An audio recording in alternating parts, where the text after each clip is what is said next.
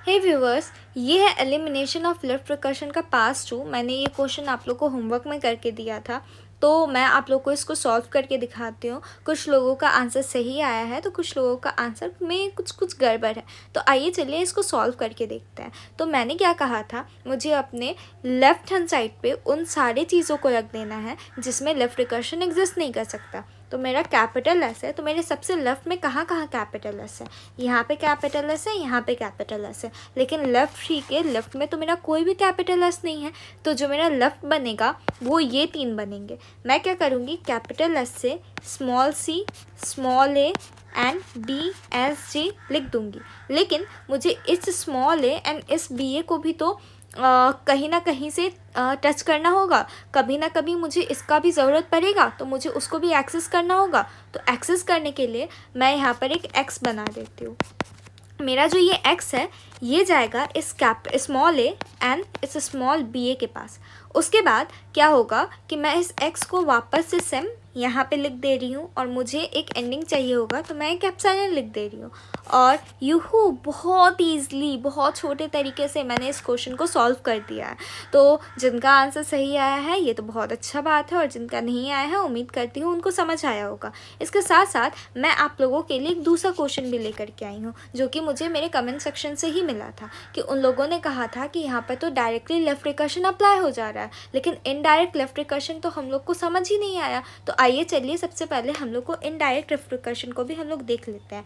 जैसे कि मेरा कैपिटल एस से कैपिटल एस स्मॉल ए है, कैपिटल ए स्मॉल बी है, स्मॉल सी है, कैपिटल ए से capital S and small D है। तो ये सारा का सारा मेरा एक फॉर्म दिया हुआ है, ठीक है। अब मेरा यहाँ पर जैसे ये कैपिटल एस है और यहाँ पर भी मेरा लेफ्ट रिकर्शन एग्जिस्ट करता है, ठीक है। लेकिन अगर हम लोग ध्यान से देखें तो मेरा लेफ्ट रिकर्शन ए में भी एग्जिस्ट कर रहा है। क्यों? क्योंकि अगर मैं यहाँ पर एस में आकर के पुट करूँ इस ए का ये वाला पॉइंट, यानी कि मैं ए के जगह यहाँ पर जो मेरा एस है इसमें मैं capital A small B and ये डी तो मेरा रहेगा ही।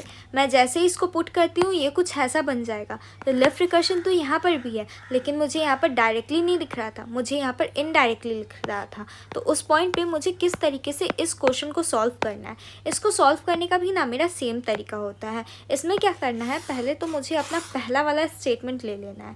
पहले वाले स्टेटमेंट में से मैं क्या करूँगी, सिंपली बस लेफ्ट रिकर्शन को रिमूव कर दूँगी। यानी कि मैं इस बस पहले वाले को सॉल्व कर रही हूँ। पहले वाले को सॉल्व करने पर मेरा जो कैपिटल एस है, मेरा इस भाग में लेफ़्ट रिकर्शन नहीं है, तो मैं उस जिसमें लेफ़्ट रिकर्शन नहीं हो उसको मैंने लिख लिया। यहाँ पर मैंने एक्स एक्स भी लिख लिया। ओके, अब यहाँ पर कैपिटल एस है और यहाँ पर कैपिटल ए है, तो इससे मेरा कोई अंतर नहीं पड़ेगा क्योंकि इन दोनों का चेहरा एक जैसा नहीं है। उसके बाद मैं क्या करूँगी, इस कैपिटल एक्स को लूँगी। कैपिटल एक्स को लेने के बाद अब मेरा पॉइंट है जहाँ पर लेफ़्ट रिकर्शन आता है। तो मेरा जो लेफ़्ट रिकर्शन था वो तो यहाँ पर था, तो अब मुझे इस x से ही मुझे सब कुछ मिल जा रहा है। यानी इस स्टार्टिंग में क्या क्या पुट हो सकता था, ये पुट हो सकता था, नहीं तो ये पुट हो सकता था, जो कि मैंने पहले ही लिख दिया। तो अब मुझे वो लिखने का ज़रूरत नहीं है, मैं directly small A and capital x लिख लूँगी और यहाँ पर एप्सिलॉन लिख दूँगी। ओके, इस तरीके से मुझे ये मिल गया। लेकिन अब मेरा लेफ़्ट रिकर्शन इनडायरेक्ट वाला फॉर्म में है, यानी कि कैपिटल ए से capital S and small D. तो उसको मैं किस तरीके से करूँगी, मैं क्या करूँगी ना, मेरा ये वाला जो जगह है इसमें जो भी मेरा एस का वैल्यू आया है उसको मैं डायरेक्टली पुट कर दूँगी। जैसे मेरा क्वेश्चन है कैपिटल ए, उससे गया है small capital S and small D. Okay, अब मैं क्या करूँगी, इसका जो एस वाला जगह है इसमें जो एस का जो वैल्यू अब है, अब मेरे पास एस का जो वैल्यू है मैं इसकी जगह डायरेक्टली पुट कर दूँगी। यानी कि एस से मेरा ए बी एक्स गया है और x के बगल में मुझे ये d लिखना भी पड़ेगा क्योंकि मुझे गुना करना पड़ेगा। फिर मेरा सी एक्स गया है, मैंने सी एक्स लिखा और ये डी कंपलसरी है, मुझे लिखना ही पड़ेगा। ये मेरा ए से गया है। ओके, अब इस पॉइंट पे अब मेरा ये जो डायरेक्ट लेफ्ट रिकर्शन मतलब इनडायरेक्ट लेफ्ट रिकर्शन था, अब मेरा ये डायरेक्ट लेफ्ट रिकर्शन बन चुका है। यानी कि यहाँ पर ए है तो यहाँ पर भी ए है। अब मुझे क्या करना है, इसको भी रिमूव करना है। तो इसके जगह पर, इस वाले ए के जगह पर मैक्सिमम मेरा ये आ सकता था। तो मैं क्या करूँगी, इसको इसमें से अब मैं लेफ्ट रिकर्शन को रिमूव करूँगी। यानी ये वाले भाग को मैं पहले लिख दूँगी। यानी कि मैं करूँगी कैपिटल ए, यहाँ पर पहले एक्स मान लिया है तो इसको इस बार वाई मान लेती हूँ। वाई लिखने के बाद मेरा जो वैल्यू दिया हुआ है, यानी कि वाई लिखा मैंने, सॉरी मैंने थोड़ा गड़बड़ बोल दिया, मैं क्या करूँगी, ये वाला जो मेरा है इसको मैं सीधे लिख दूँगी CXG, इसके बगल में इसको मैं y मान लूँगी, और फिर मेरा जो y है ये a पहले ही जा चुका है तो y से मेरा b, x एंड d जाएगा। ओके, तो अब फाइनल देख लेते हैं कि मेरा क्या क्या आउटपुट आ रहा है। और यहाँ पर मुझे तो एप्सिलॉन देना ही पड़ेगा और यहाँ पर y भी मुझे रखना ही पड़ेगा क्योंकि मुझे वापस से इसको एक्सेस करना है। मेरा कैसे क्या हुआ इस क्वेश्चन में, इस क्वेश्चन में मैंने इसको सॉल्व किया, इसको सॉल्व करके मेरा ये दो आउटपुट आया, कैपिटल S से capital A, small b, capital X, CX, x से मेरा आया a, x एंड एप्सिलॉन।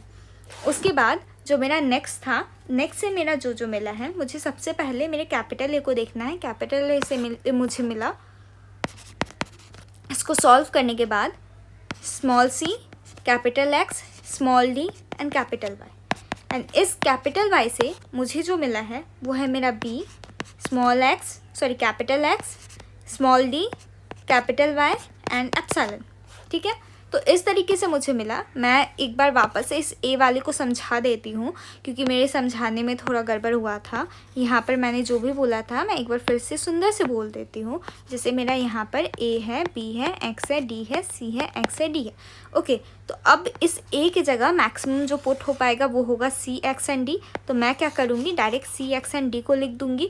उसके बाद मुझे इसको भी कहीं ना कहीं से एक्सेस करना होगा, तो मैं एक y बनाऊँगी जिससे मैं डायरेक्टली b, x, d को एक्सेस कर पा रही हूँ, और यहाँ पर वापस से बगल में मैं y लिखूँगी और उसके बाद मेरा एप्सिलॉन रहेगा टर्मिनेशन के लिए, और मुझे एप्सिलॉन लिखना ही है, ये एक कंपलसरी थिंग है। तो थैंक यू फॉर वॉचिंग। उम्मीद करती हूँ आप लोगों को ये समझ आया होगा। और भी कोई डाउट हो, कोई क्वेरी हो तो डेफिनेटली डू कमेंट।